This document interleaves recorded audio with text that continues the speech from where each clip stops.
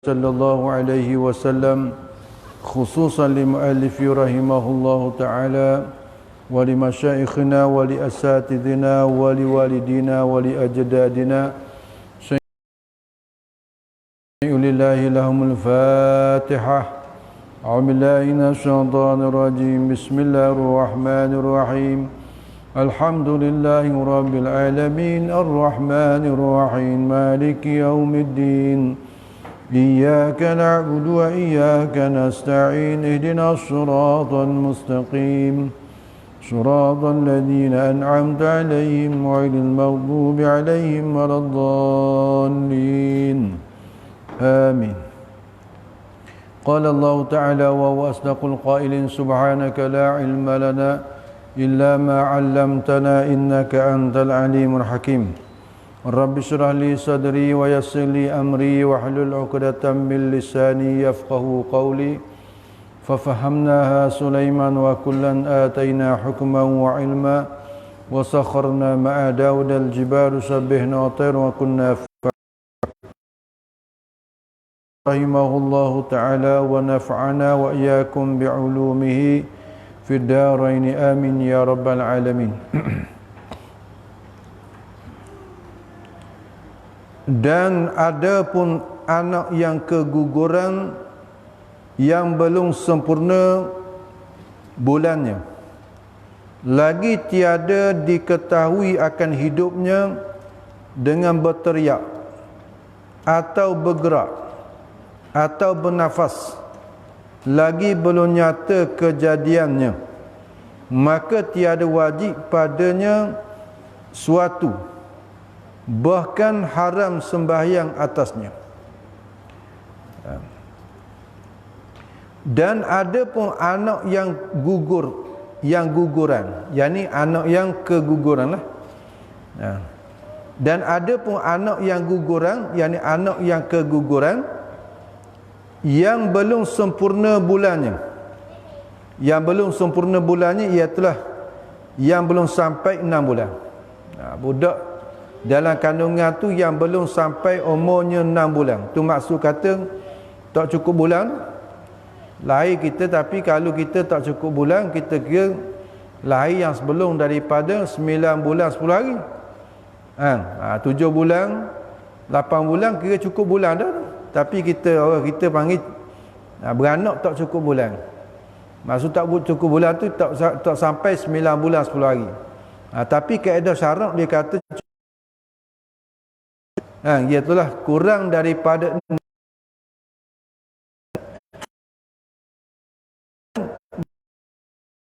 dan sebelum daripada 6 bulan dia tu ghaliknya matilah.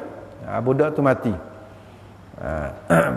Dan kalau 7 bulan tu sihat. Gi 8 bulan dia tak bersihat pula. Biasanya jadi lembek ke apa ke, gitulah. 9 bulan barulah sempurna kelahiran, 9 bulan 10 hari ataupun lebih, atau lebih daripada tu. Jadi dia katanya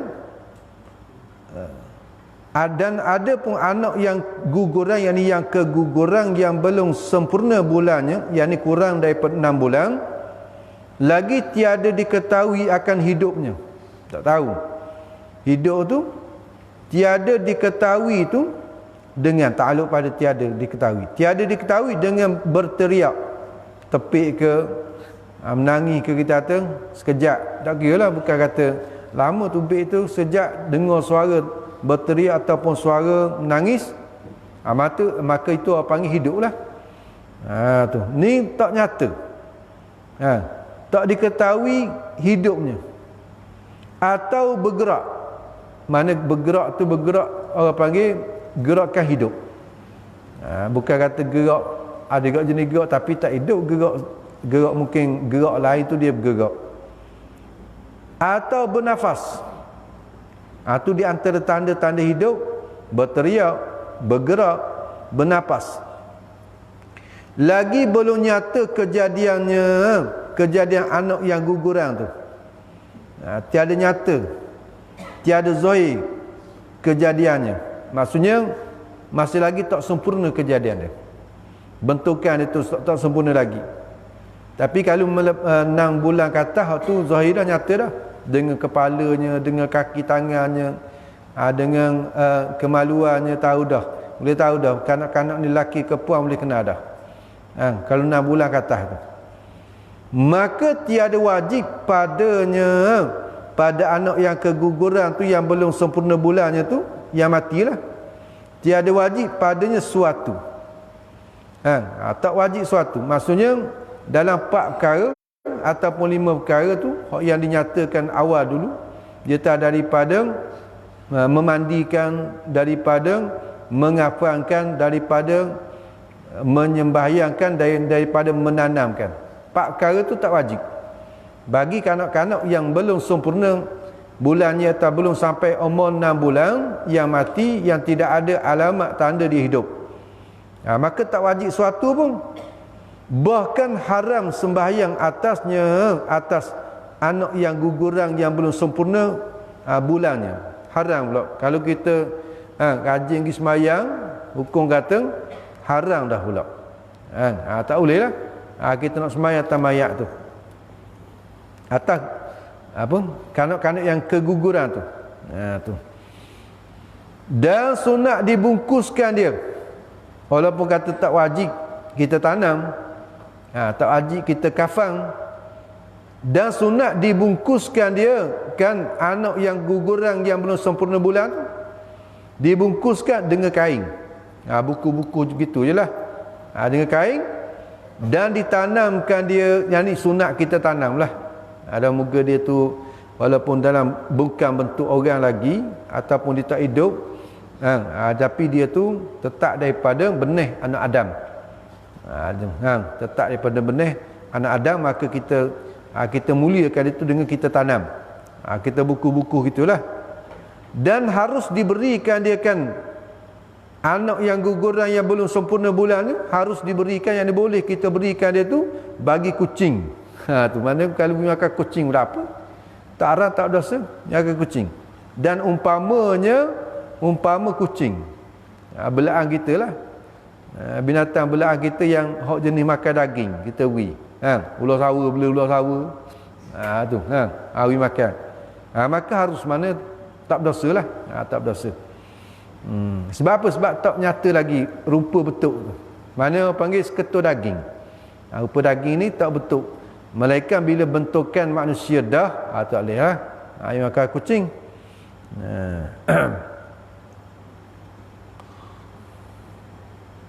Maka jika diketahui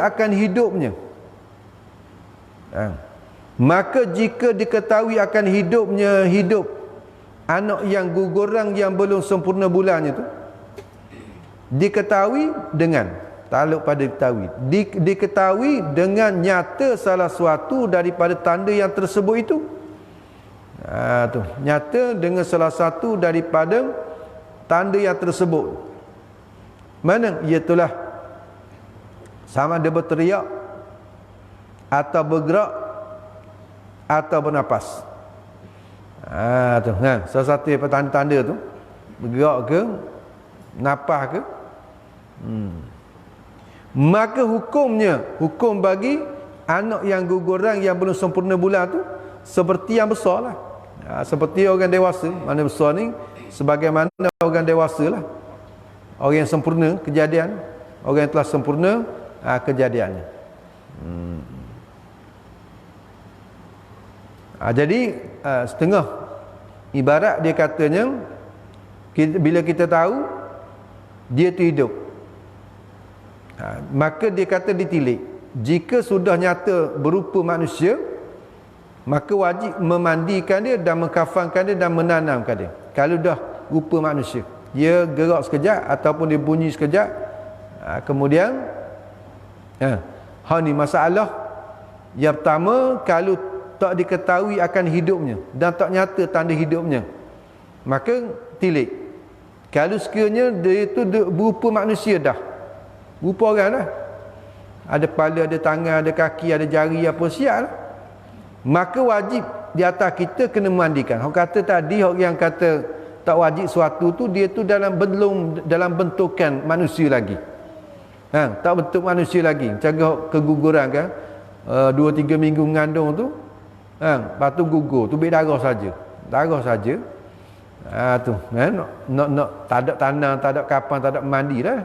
Memang tu sahih. Ni dalam bentukan daging dah. Tapi daging yang belum lagi dalam bentuk manusia. Juga tak wajib dilakukan. 4 perkara tu tak wajib. Cuma sunat kita buku, sunat kita tanam. Tapi kalau sekiranya keguguran tu, anak yang gugur tu dia ada rupa dah. Walaupun dia kurang daripada 6 bulan misalnya, tapi dia ada rupa dah. Rupa manusia. Tapi tak nyata dia hidup ke mati. Tak ada bunyi teriak, tak ada bunyi menapah, tak ada bergerak. Lebih tu. Maka wajib memandikan. Yang pertama wajib kena mandi dan mengkafankan. Yang kedua wajib kafan dan menanamkan dia. Wajib tanam. Tu. Ada pun semayang, tak boleh. Tak boleh. Tak boleh semayang. 3 daripada 4 perkara. Kalulah kanak-kanak tu kata tadi, dia berupa dengan manusia walaupun dia tu belum sampai 4 bulan sekalipun. Walaupun tak sampai 4 bulan misalnya, galiknya biasa 4 bulan lah. Dia ada bentukan ni. Kalau tak sampai 4 bulan sekalipun, maka wajib kita kena laksanakan 3 daripada 4 perkara. Iaitulah kena mandikan, kena kafan dan kena tanamkan. Tu. Tapi kalaulah dia tu belum bentuk manusia, kalau tak ada bentuk manusia, maka tak wajib semayang, tak wajib tanam, kapang, mandi tak wajib belaka. Tu. Cuma tadilah dia ayat sunat kita balut-balut, tanam, dan harus juga kita beri kepada umpama binatang, umpama kucing. Lepas tu katanya hak tadi tu kalau semayang lah kan. Hak tadi tu yang bentukan manusia, kemudiannya kita wajib di atas kita kena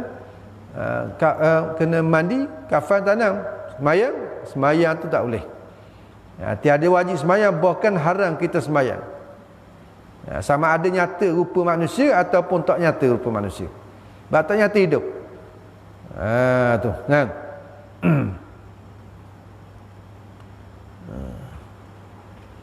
Ni yang dimuktamadkan oleh Syekh Ibn Hajar untuk kitab Tuhfah.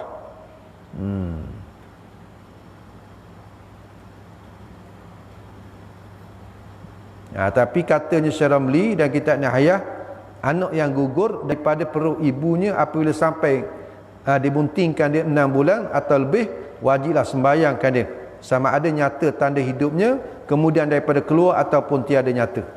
Jadi khilaf. Kalau di sisi Syekh Ibn Hajar, maka tak wajib sembahyang. Bahkan kalau sembahyang dosa, haram. Tapi di sisi Syekh Ramli, dia kata kalau melepasi umur anak tu 6 bulan berbentuk manusia, walaupun tak ada tanda hidup sekalipun, maka wajib kena sembahyang. Ni kena ingat banyak masalah yang berlaku ni. Tu kan. Banyak masalah berlaku ni, masa keguguran ni.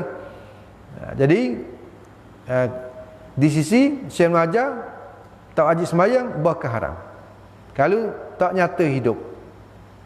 Tak nyata hidup. Adapun di sisi Syekh Ramli, di sisi Syekh Ramli, dia katanya wajib kena sembahyang kalau anak tu dah umur 6 bulan ke atas. 6 bulan ke atas dalam bentuk manusia, sama ada nyata dia hidup ataupun keluar tu mati dah sekalipun, wajib kena sembahyang. Tu di sisi Syekh Ramli. Habis. Jadi dia kata sini, maka jika diketahui akan hidupnya dengan nyata salah suatu daripada tanda yang tersebut itu, tanda yang tersebut tadilah ada berteriak, bergerak ataupun bernafas, maka hukumnya hukum anak yang guguran yang belum sempurna bulan tu seperti yang besar, yang seperti orang dewasa, maka wajib dimandikan. Wajib kena mandilah. Bila dah zahir nyata ke, wajib kena mandi dan dikafankan. dikafankan dan disembahyangkan dan ditanamkan dia kan anak yang gugurang yang belum sempurna bulannya. Wajib kena buat 4 perkara tu, semua wajib kena buat. Dan kalau kau yang kata selagi kena pikul tu 5 lah. Sebab apa tu kata wajib? Kerana elak kata maka wajib dimandikan dan dikafankan dan disembahyangkan dan ditanamkan itu. Elaknya sebabnya kerana yakin hidupnya. Yakin kata hidup. Tu ketiak ke, gerak ke, nafas. Dan mati ia anak tu, kemudian yang diselepas daripadanya, selepas daripada hidup. Ia tu raja pada hidup. Mana mati ia anak yang guguran tu, yang belum sempurna bulan tu. Mati ia, kemudian yang diselepas daripada hidup. Walaupun hidup sekelip mata sekalipun, satu lahzah dia hidup, sekejap dia hidup, lepas tu mati. Maka wajiblah kita kena buat 4 perkara tu. Dan jika zahir kejadian anak juga, dan jika zahir kejadian anak tu juga, kalau zahir mana nyata kejadian anak tu, maka wajib memandikan dia. Wajib kena mandikan dia kan anak tu, dan dikafankan dia kan anak, dan ditanamkan dia kan anak dengan tiada sembahyang atasnya. Kalau nyata zahir kejadian saja tapi tak nyata hidup, ni di sisi apa dia? Di sisi Syekh Ibn Hajar tadi, dia kata tak boleh kita sembahyang, haram kita sembahyang. Ini ada 2 kaul ni. Di sisi Syekh Ramli kata wajib kena sembahyang. Kalau sifat dia cukup, bentukan manusia dan umur tu melepasi 6 bulan kelahiran tu, tubik tu tak ada nyata kata hidup, tak ada gerak, tak ada teriak, tak ada bernafas, tubik tu mati dah. Ataupun dah perut tu, ibu kan dia boleh rasakan gerak ke, tendang ke, denyut nadi ke anak tu dia tahu. Tiba-tiba dah perut tu senyap je anak tu, tak ada rasa apa, tak ada rasa tendang ke, sepak ke, tak ada rasa apa. Sekalipun bila keluar, tengok. Kalau di sisi Syekh Munajar kata tak wajib sembahyang, wajib 3 daripada 4. Wajib kena mandi, kafan, tanam. Adapun di sisi Syekh Ramli wajib kena 4 perkara. Mandi, kafan, sembahyang dan tanam.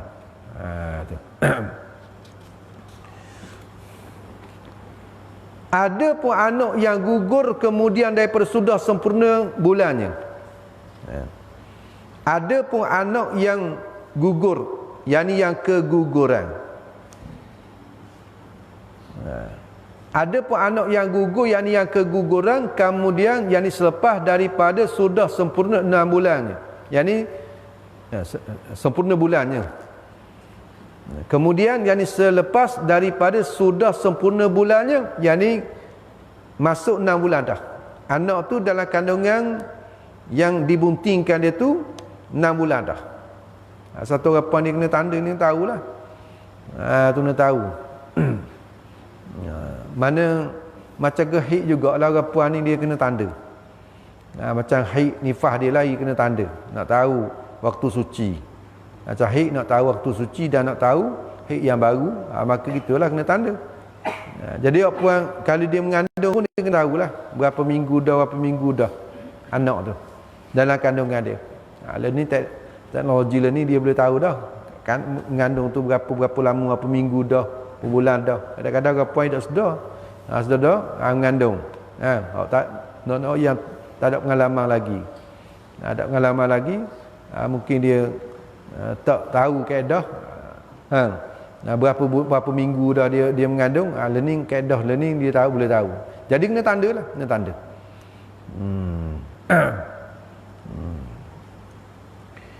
Ada pun anak yang gugur kemudian pada sudah sempurna bulannya, yang sudah sampai 6 bulan. Itu sempurna bulan. maka hukumnya, hukum anak yang gugur kemudian daripada sudah sempurna tu, sempurna bulan tu, hukumnya seperti yang besar, seperti orang dewasa. Hukum dia hukum dia tu seperti mana orang tua lah hukum dia.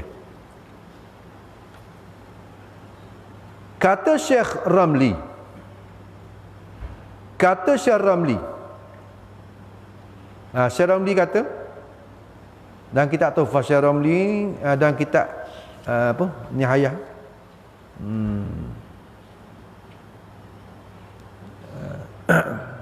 kalau Syekh Najar dan kita Tufah, kena ingat kita Tufah, kita Syekh Najar. Kalau kita Nihayah tu bagi Syekh Ramli. Kata Syekh Ramli yang dalam kitab Nihayah dia, manakala sampai ia anak tu, yakni anak yang gugur, sampai ia anak tu 6 bulan. Sampai ia anak tu 6 bulan. Dalam kandungan tu sampai 6 bulan. Maksudnya anak tu matilah, mati. Bila sampai umur 6 bulan mati. Ataupun memang daripada awal mati, tak tahu ni, mati.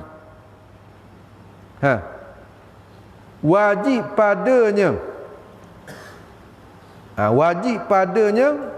yang ni wajib pada anak yang guguran tu, wajib pada yang besar, wajib padanya pada anak yang guguran tu barang yang ni hukum yang, barang ni kena pada hukum yang wajib pada yang besar.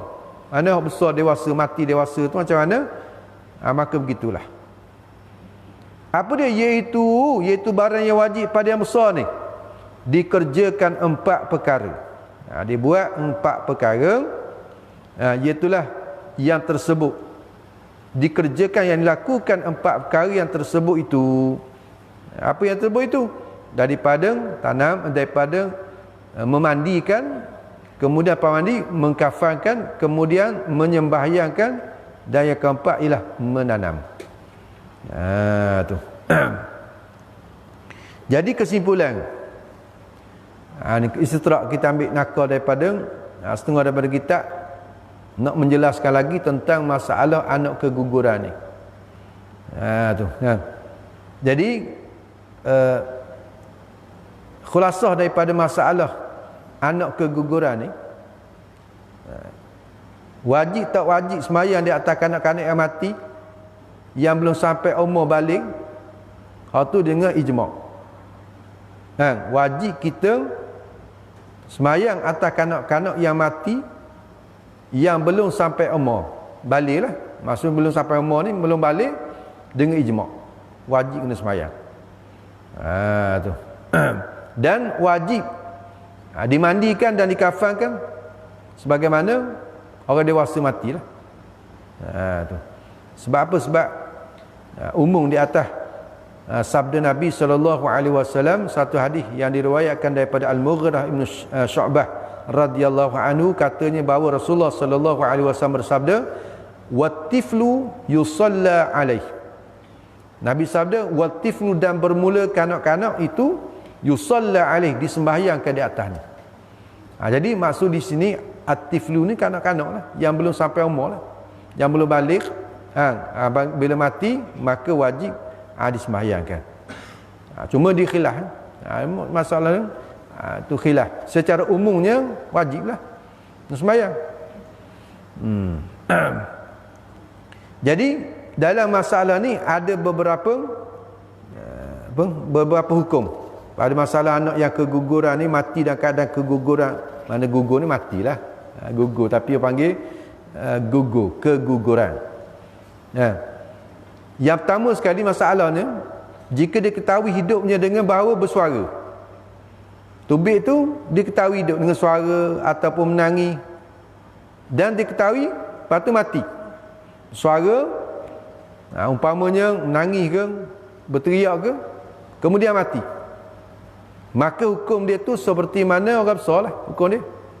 Wajib dimandikan dan dikapankan dengan 3 lapisan kain kalau orang lelaki, dan dengan 5 lapisan jika dia tu kanak-kanak perempuan. Dan kemudian disembahyangkan atasnya dan dimandikan. Sebab apa? Sebab yakin matinya kemudian daripada hidup. Maknanya ada tanda hidup. Pas hidup tu mati. Ini berdasarkan kepada hadis riwayat daripada Sayyidina Jabir radhiyallahu an bahawa Nabi sallallahu alaihi wasallam bersabda, "At-tiflu la yusalla alaih wa la yarisu wa la yurasu hatta yastahilla." Nabi sabda, "At-tiflu la yusalla alaih." Kanak-kanak tu tak disembahyangkan di atasnya. Dan wala yarisu, dan tiada dapat pesaka ia. Tu tak dapat pesaka. Wala yurasu, dan tidak dipesaki akan dia. Hatta yastahila, sehingga dia kita kata berjerit. Maksudnya dia hidup. Dia hidup. Maknanya keluar tu ada hidup walaupun sekejap. Maka barulah disembahyangkan akan dia. Barulah dia tu dipesakai akan harta. Mana kena kira juga bahagian saka dia dan dipesakai daripada harta dia.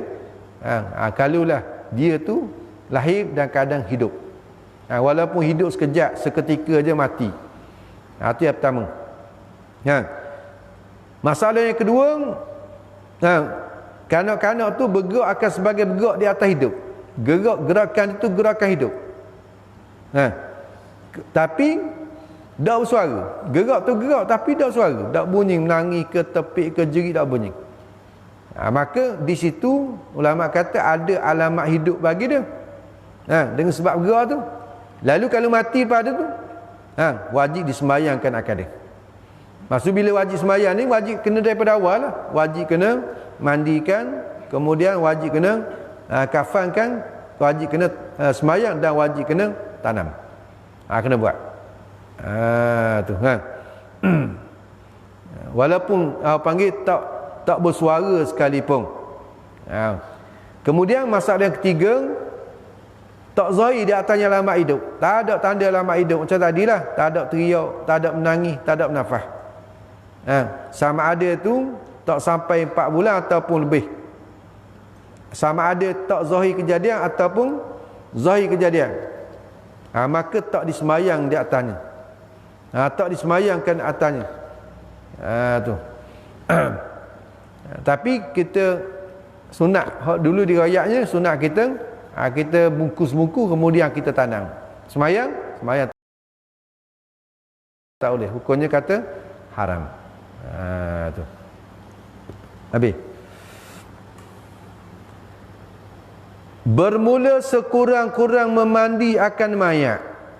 Ini nak masuk cara masalah memandikan akan mayat ni. Tu. Ambil hak kurang dululah. Dalam kaedah mentajhizkan mayat ni, dia tak menyempurnakan akan mayat ni. Bermula sekurang-kurang memandi akan mayat. Sebab dasarkan kepada hadis Nabi sallallahu alaihi wasallam, Nabi sabda igsiluhu bima'in wasidrin. Igsiluhu, hendaklah memandi oleh kamu akan mayat tu. Mandi tu bima'i, dengan air. Mandi dengan air, wasidrin, dan daun bidara. Daun bidara. Daun bidara pak kita banyak bila mati adalah. Tu. Maka ini dalil diperintahkan kita supaya kita memandikan akan mayat. Tu. Kemudian tartib aula orang yang memandikan mayat. Ini kita kena itulah. Kita kena beritahu jugalah kepada ahli-ahli keluarga kita. Tu kita sebagai ayah, oyak kanak, kita sebagai suami, oyak ke isteri kita. Ini aula ni, susunan yang aula untuk kita suruh memandikan akan mayat dan untuk menyembahyangkan akan mayat. Satu tak boleh buat lebih kurang masalah mayat ni. Walaupun kita orang besar, tok guru sekali, ustaz sekalipun, kalau tak ada wakil tak boleh. Tu setengah kata tak sah. Tengok dalam setengah kitab dia kata tak sah. Mesti kena dapat keizinan daripada orang yang ahli waris. Ahli waris pun dia ada martabat dia. Kalau ada orang ni tak boleh lagi. Macam gebak saka lah. Macam gebak saka. Tak boleh. Tu mana anak lelaki ada lagi, tiba-tiba kita ni abang ataupun adik bagi semaya tu kita pergi pandai-pandai suruh tok imam ke, suruh tok guru ke, ustaz ke, maka ada setengah ulama kata tak sah. Mesti dapat earning. Hak yang akrab sekali. Dia ada bahagian aqarib, segala qarabah ni ada yang paling akrab, yang paling hampir. Anak. Tu. Jadi begitulah masalah memandikan akan mayat ni, yang paling aula dengan semayang atasnya, iaitu orang yang paling aula sekali, yang paling utama ni semayang. Siapa dia yang layak jadi imam? Yang paling layak. Dia tak mau jadi imam tu suku kira. Macam kita lah, kita wali, kita ada anak puan. Yang paling layak sekali untuk menikah kahwinkan anak kita ialah kita lah, wali. Kemudian kita nak pakai wakil. Dengan wali hakim misalnya, lantikan atau imam kan, kita wakil. Saya wakil kepada ustaz untuk menikahkan anak perempuan saya. Tapi antara dia dengan kita, mana aula? Kita lah aula. Sebab anak kita sebagai wali, panggil wali mujbir. Sah kalau dia pun sebab telah mendapat keizinan. Kalau dia pandai-pandai pergi akad nikah anak kita tanpa izin, kita tak sah nikah. Bukan kata makruh dah, tak sah nikah. Mesti kena dapat izin daripada kita. Maka begitulah masalah memandikan. Kena ikut aturan. Kalau kita tak pandai misalnya, suruhlah orang. Tapi nak kata dari segi aula tak aula ni, kita yang paling aula dengan orang yang aula semayang. Mereka itu ialah akrab. Maka akrab. Yang paling hampir, patut hak hampir. Dan memandikan laki-laki akan laki-laki. Dan perempuan akan perempuan. Mandi orang lelaki, orang lelaki. Mandi orang puan, biar orang puan. Maka didahulukan bapa. Kalau mati seorang tu, misal kita mati, kita lah mati contoh, kita masih lagi ada ayah, maka yang aula untuk memandikan mayat kita lah ayah kita. Dan jad. Kalau ayah tak ada, toki. Mana orang panggil? Usul kata. Usul. Ayah, toki, tok nyang, tok nyuk kata. Kalau ada, maka dia tu lebih aula untuk memandikan jenazah kita. Kemudian lepas pada tu turun kepada faraq. Ibnu, anak laki-laki, dan ibnul ibni, dan cucu laki-laki daripada anak laki. Susunan dia. Buat tulis kalau ngaji, buat susunan dia. Ni masalah hukum ni. Tu kena tahu, kita kena tahu juga. Kalau takdir kita mati, yang afdal, yang pertama sekali ialah ayah kita. Kalau ayah kita tak ada, ialah toki kita. Toki kita. Ayah bagi ayah kita. Toki kita iaitu ayah bagi ayah kita. Kemudian ayah bagi ayah kita. Toki, apa toki ni? Tok nyang, tok nyuk, tok nyak katah lah. Kalau ada lagi, maka dia tu lebih aula. Dia nak tolak tambah suku dia, hak aula ni. Lepas pada golongan tu, kemudian pergi kepada faraq. Faraq ni bahagian bawah. Siapa dia? Ibnu. Yang pertamanya anak laki kita. Kalau kita mati, kalau ada anak laki kita yang lebih aula untuk menyembahyang kita jadi terimam. Tadi ayah kita, toki kita lebih aula jadi terimam, dan lebih aula dia tu memandikan jenazah kita. Dan kalau tak ada orang atas tu, orang bawah, yang aula jadi terimam ialah anak laki-laki kita. Tak kira anak sulung kita ke, anak tengah, anak busu kita, kalau takdir dia lelaki, dia pandai, maka afdal dia semayang. Dan afdal dia menguruskan mayat, iaitu dia memandikan kita. Tu. Dan ibnu ibni, iaitu cucu laki-laki daripada anak laki. Tak masuk cucu laki-laki daripada anak puan. Kalau bak faraid pun bagi saka ibnu bintin, iaitu anak laki-laki daripada anak puan kita, cucu kita hak laki tapi nasab ke anak puan kita, hak tu panggil zawi arham. Tak boleh makan saka. Tertegah makan saka. Walaupun cucu kita sekali pun, jangan nyanyi cucu kita nak bagian suku dah apalah. Tapi nak ambil bagian saka, bagian faraid, tak luluh. Cucu laki-laki daripada anak perempuan. Yang luluh hanya cucu laki-laki daripada anak laki-laki. Dan dia ni orang yang aula. Kalau tak ada tadi tu, maka dia aula untuk menyembahyangkan jenazah kita dan memandikan kita. Dan saudara, kalau tak ada tu, naik kepada turun pada saudara. Saudara ni adik-beradik kita lelaki lah. Yang afdalnya saudara lelaki seibu sebapak dulu. Kemudian saudara laki-laki sebapak. Baru seibu. Tu orang panggil syakik, seibu sebapak dulu. Tu. Saudara lelaki, adik kita ke abang kita tak kira lah. Dan anak saudara, lepas pada saudara kita tak ada lelaki ni, maka aulanya anak saudara kita, anak saudara kalau lelaki lah, atau anak saudara kita yang menguruskan, memandikan kita dan menyembahyangkan kita. Kemudian amun ni pak saudara belah ayah, mana adik-beradik ayah kita. Amun ni pak saudara bagi ayah kita, adik ayah kita ke ataupun abang ayah kita lelaki. Tu.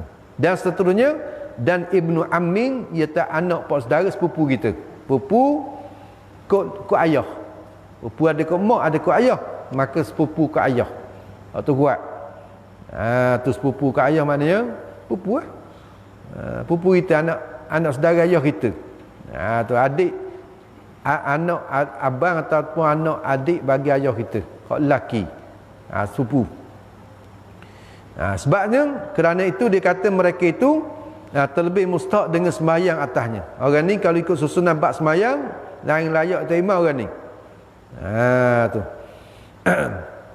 Jadi oleh kerana sebab itulah mereka itu terlebih mustahak lagi dengan memandikan dia, memandikan kita yang jadi mayat pada waktu tu. Inilah sebab mana kita orang akrab, mana dia akan jagalah dari segi kemaluan, dari segi keaiban yang mungkin ada pada kita tu.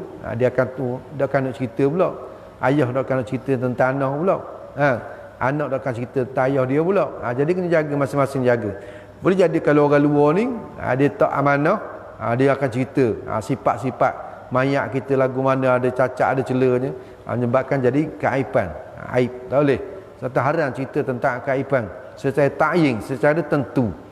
Adapun keaiban tu kita cakap di atas jalan umum tak apa. Satu orang nak mandi mayat ni dia kena amanah. Orang nak mandi mayat ni kena amanah. Jangan cerita mau tadi aku mandi pak mak tadi, berat dia. Bapak batu. Tak suka kata dia tu batu. Itu nyakit gitu. Cerita kedai kopi pula. Tu. Orang panggil tukang mandi tak amanah. Kan? Tu benda aib tu kan. Benda memalukan. Aku tengok dia pecah perut lah apa jangan. Tu kan.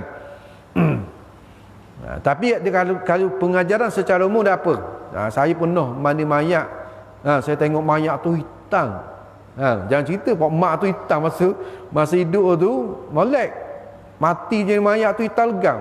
Tak mayang maaf. Sabar tu tak mayang pun. Misalnya. Jangan. Tu kan. Cerita secara umum dah apa? Ada satu mayat tu yang orang cerita saya, dia tu tak je semayang, misalnya tak jaga semayang. Lepas tu saya mandi tu, mayat dia hitam, lepas tu bau busuk. Tanya siapa dia? Tu nak cerita lah. Tu nak cerita mana panggil sebagai pengajaran, sebagai benda yang boleh menjadikan menakutkan orang tak semayang. Tak apalah secara umum itu. Jangan cerita secara ta'yin, tentu atas orang tua orang ni jangan. Malu keluarga dia pula. Kemudian laki-laki yang aqarib, mana kerabat lah yang tak layak makan saka, tapi kerabat lagi. Macam kata sepupu belah mak. Sepupu kita tapi belah mak. Ataupun sepupu kok mak saudara kita. Kok mak saudara kita. Mak saudara tu adik-beradik ayah kita. Tapi dia mak saudara, sepupu kita tu tak nak makan saka kita, tapi dia aqarib, kerabah kita lah. Tu kita tak anak beranak. Tapi dia makan saka kita. Sepupu lelaki daripada pak saudara kita, hak li ayah ni boleh makan saka. Kalau tak ada orang-orang yang mendinding, yang menghijabkan, dia boleh makan kok saka itu. Tapi kalau sepupu kita nasab kok mak saudara kita, maka tak boleh makan saka. Tu panggil qarabah lah. Macam tadilah cucu kita daripada anak puang kita tak boleh makan saka. Ni cucu kita daripada anak puang kita, anak lelaki kita boleh makan saka. Orang kata tak adil gitu. Tu. toki mati tinggal terbanyak, anak tak ada seorang, anak-anak mati dulu misalnya, mak ayah mati dulu, tinggal cucu je. Cucu pula ramai. Cucu ramai-ramai tu, ada sebagiannya cucu tu nasab kuat anak lelaki dia, dan ada sebagian cucu tu nasab kuat anak puan. Maka nasab kuat anak puan, cucu lelaki, cucu puan tak boleh makan. Mamnu. Apa panggil? Masuk zawil arham, yang punya hubungan rahim tapi tak boleh makan pusaka. Lepas tu hak aula li puan pula. Dia puan ni mandi mayat ni, dan aula perempuan pada memandikan perempuan segala mahramnya. Segala mahramnya. Mahram maksudnya kita pun tak apa. Jaga mak kita mati, kita nak mandi, ada masalah? Adakah haram? Tak, dia mahram kita. Kemudian aqaribnya yang tidak mahram. Mana aqarib? Qarabah yang bukan mahram. Mana sah nikah. Yang bukan mahram dia. Dan kemudian aqarib yang tidak mahram. Kemudian ajnabiyah, perempuan asing. Ada apa? Maksudnya yang bukan mahram ni yang ajnabiyah, perempuan yang asing, bukan adik-beradik, bukan mak, bukan tok, bukan apa. Macam kata learning lah. Orang mandi mayat tu orang suku sakat kan. Tu orang suku sakat. Bukan kata kita kena kenal pun orang mandi mayat tu. Jaga pakej learning lah. Pakej mati kau pakai pakej. Tak kenal orang mandi tu siapa dia. Kena seh-seh je. Tak kenal. Bukan kata kena hubungan kekeluargaan waris-waris dak. Tapi maka sah. Tu. Kemudian zauj. Mana zauj ni suami. Suami memandikan isteri apa? Suami isteri kita. Mana yang kita kata penghormatan yang terakhir. Kita suami, penghormatan yang terakhir kita ialah kita mandikan isteri. Ada masalah? Tak tertegah. Kemudian laki-laki yang mahramnya. Laki-laki mahram, adik-beradik. Boleh tu. Anak dia. Dan didahulukan perempuan di atas zauj. Mana kalau ada orang puan daripada suami tu, mana kita suruh puan dululah.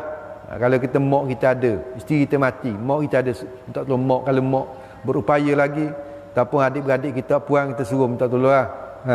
Mereka tak ada orang, apalah kita mandilah isteri kita.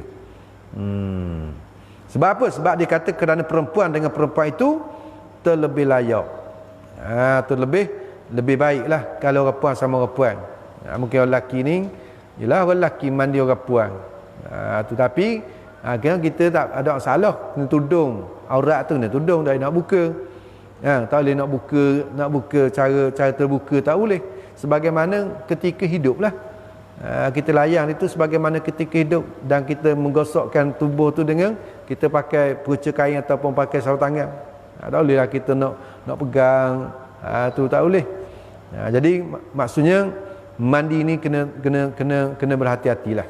Mandi mayat ni kena belajar betul. Kaedah mandi mayat ni kita ngaji secara teori saja ni. Secara praktikal kena buat khusus-khusus juga.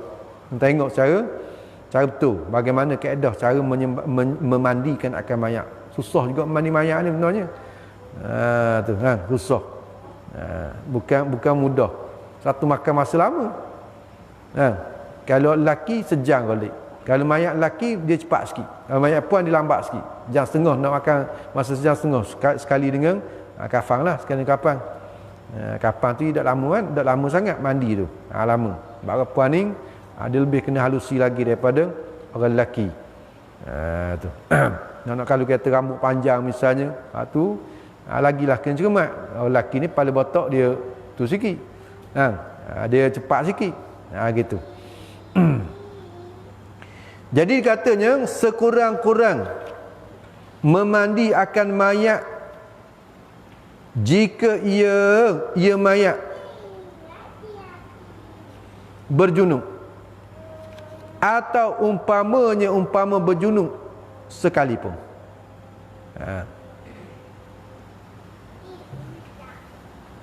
Bermula sekurang-kurang memandikan akan mayat. Kita mandikan mayat jika ia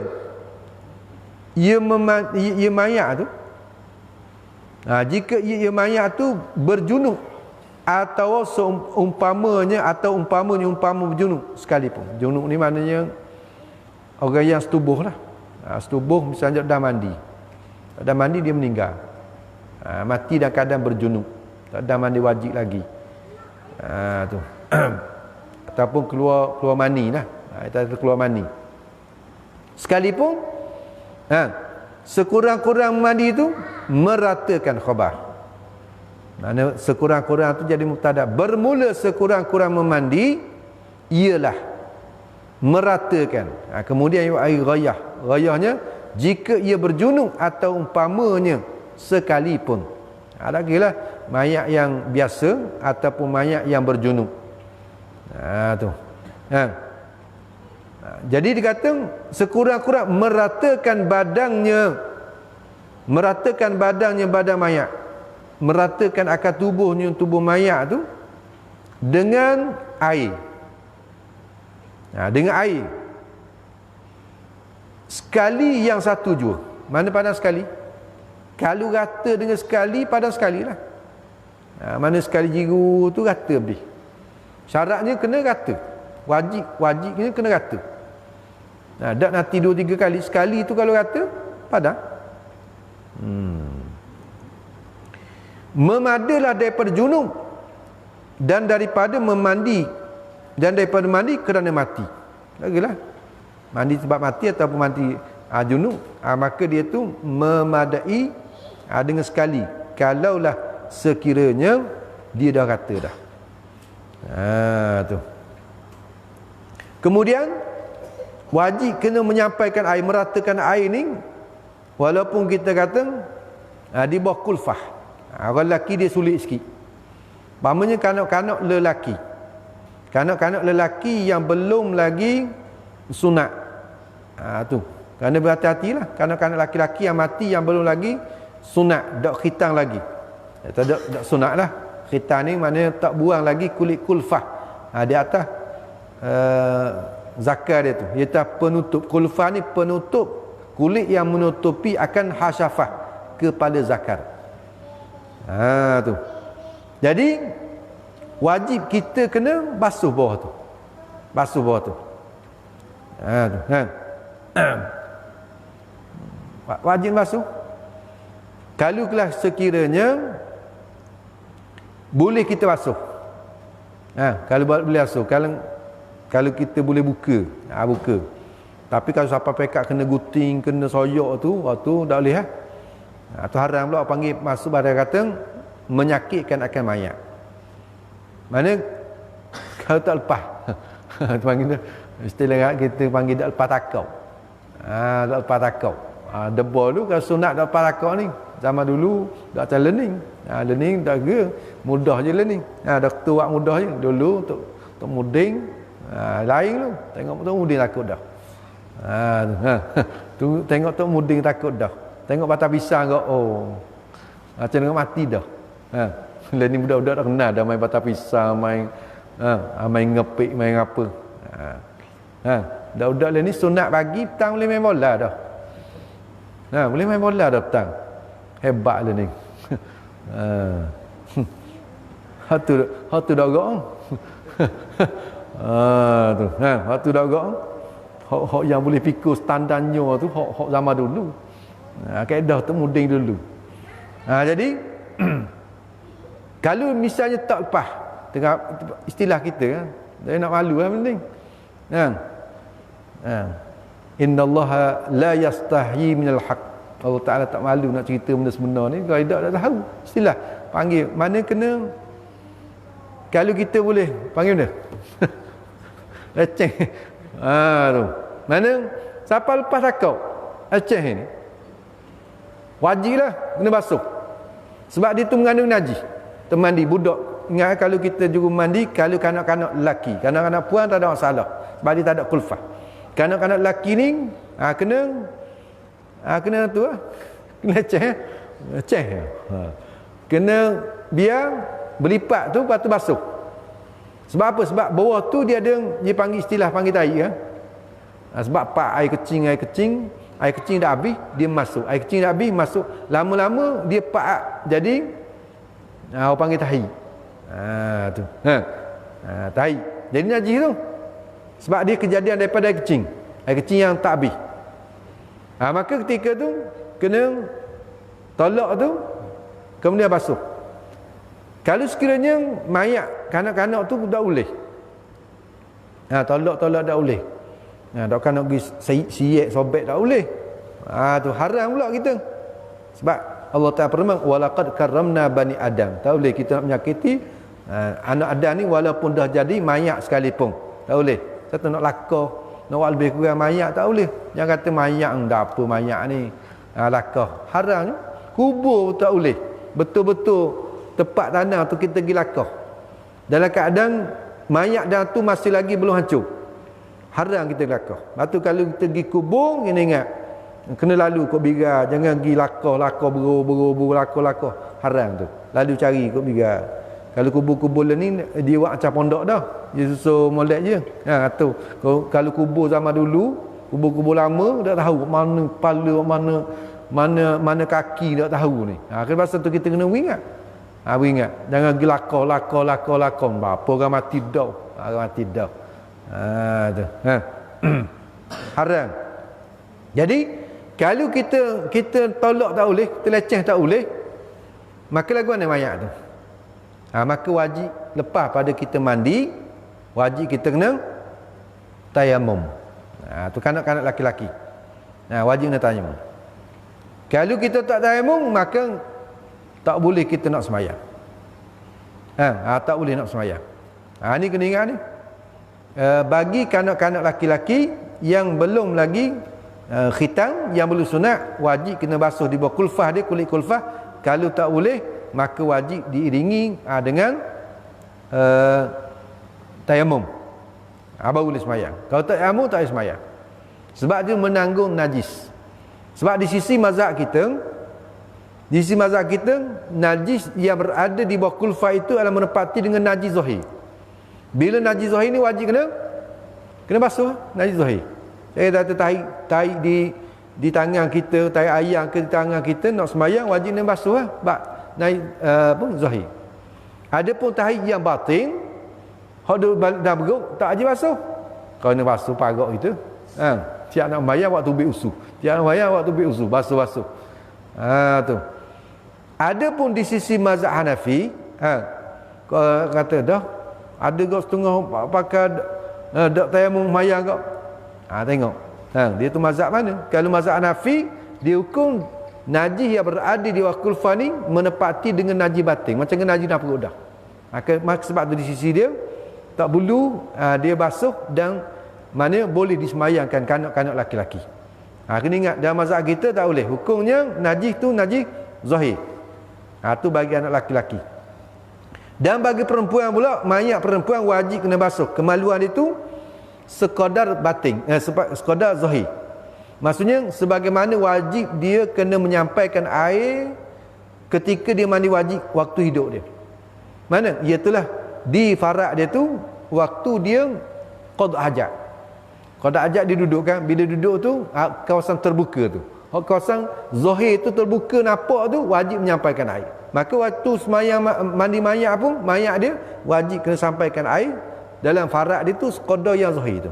Jangan pakai bibir mulut saja, tak boleh. Orang panggil tak sah. Tak sampai air. Dia tak ada masalah dah, tak berdosa dah. Tak mandi pun tak apa. Hak berdosa ni kita lah. Tak sempurnakan empat perkara tu, hak dosa ni kita. Mayat tak masalah, kita pahala hati lepo-lepo dalam laut lepo.